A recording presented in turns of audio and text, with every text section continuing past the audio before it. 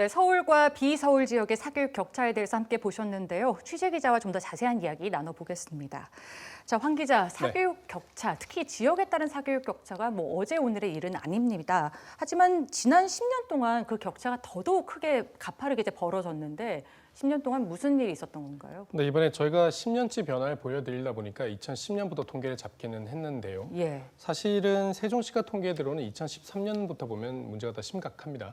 학원 개수도 전국적으로 4,000개가 늘었는데 대부분 수도권에서만 늘어났거든요. 2010년 초반에는 그나마 사교육비 규모가 좀 줄어드는 추세에 있었기 때문에 이 통계가 좀 반영되다 보니까 격차가 좀 덜 드러난 겁니다. 예. 사교육비가 10년 동안 평균 한 8만 원 정도 올랐는데 이 평균보다 높이 상승했던 지역들을 보면 전부 서울, 경기, 인천, 수도권이거든요. 수도권 빼고는 부산 정도만 좀 높게 올랐고요. 세종은 특수한 경우니까 빼고요.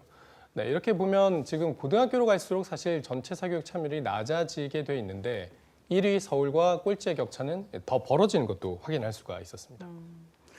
현실적으로 생각해 봤을 때 교육 환경이나 사교육 여건에는 차이가 있을 수 있죠. 하지만 공교육이 그 역할을 좀 보완을 해줄 수 있다면 사실 좀 그 격차는 해소될 수 있었을 텐데 현실이 그렇지 못했던 거겠죠?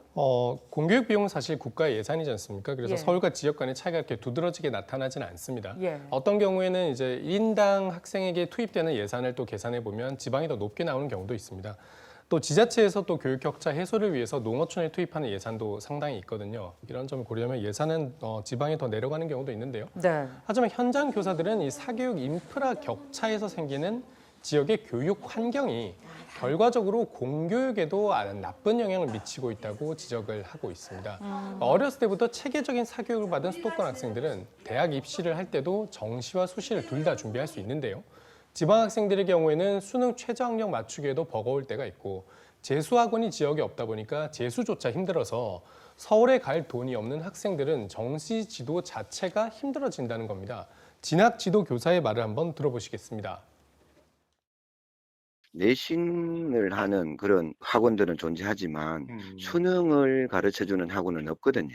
예전에는 그 형편이 어려운 아이들은 그 지역에 있는 학원을 통해서 재수를 할 수 있었었는데 지금은 재수를 할 수 있는 상황이 안 돼버렸죠. 아이들을 수능을 잡아주려고 해도 아예 포기가 더 빠르다는 거지. 네, 그래서 지방 교사들은 사교육이 입시 결과를 좌우하게 되는 구조를 바꿔야 한다는 지적도 내놓고 있는데요. 지금은 전국의 모든 학교가 똑같은 입시 교육을 하고 있기 때문에 사교육비를 많이 낼 수 있는 사람이 당연히 유리해진다는 겁니다. 네. 그래서 2025년으로 시행이 미뤄진 고교 학점제에 대한 아쉬움이 크다고 하는데요. 현장 교사의 의견 들어보시겠습니다.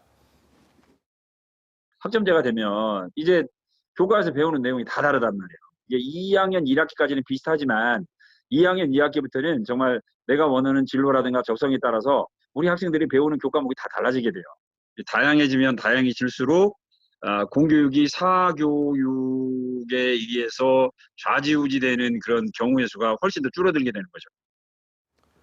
그런데 또 이렇게 다양한 경험을 반영하는 입시 제도라 하더라도 네. 주변에 학교 주변에 가령 봉사활동할 수 있는 관공서가 몇 개냐, 혹은 도서관이 몇 곳이냐, 또 진로와 적성 탐구에 자극을 줄 수 있는 이런 시설은 또 몇 개가 있느냐, 이런 거에 따라서 당연히 다 영향이 다 다를 텐데요. 이런 인프라들이 지방에 크게 부족한다는 데에 대해서도 현장 교사들 의견은 일치하고 있었습니다. 네. 그러니까 이게 오해를 하면 안 되는 게 공교육의 질이 떨어진다기보다는 지역에서 어떤 사교육 환경이 공교육에 미치는 그 영향력을 간과할 수가 없다는 얘기겠네요. 제가 제대로 얘기하는 게 맞나요? 네, 그렇습니다. 네. 예. 그럼 이렇게 되면 교육이 계층 간의 이동 사다리다. 이건 정말 옛말이 돼버렸겠네요. 국민 대다수도 사실 계층 상승의 기회가 과거보다 줄었다고 답을 하고 있죠. 10년 전만 해도 우리 국민들이 자기는 좀 힘들더라도 자녀 세대에서만큼은 계층 상승이 가능할 거라고 대답했던 비율이 48.2%로 거의 절반에 달했습니다. 그런데 이런 응답 10년째 계속 줄어들고 있습니다. 작년 통계에서는 이 비율이 28.9%로 자녀 세대가 성공할 거라고 믿는 국민 10명 가운데 3명도 안 됐습니다. 네. 지난 여러 정부가 다양한 정책을 시행을 했지만요. 결과적으로 이 기울어진 운동장을 바로잡는 데는 부족했던 것으로 보입니다. 문재인 정부도 사회통합 전형을 도입하겠다고 하긴 했는데 아직까지는 얼마나 실효성이 있을지 의문입니다. 이런 상황들이 과연 대학 교육에는 어떤 영향을 미쳤는지 또 어떤 대안이 나와 있는지 앞으로 남아있는 기획부대에서 차차 점검해 보겠습니다. 예, 더 지켜보겠습니다. 오늘 얘기 잘 들었습니다.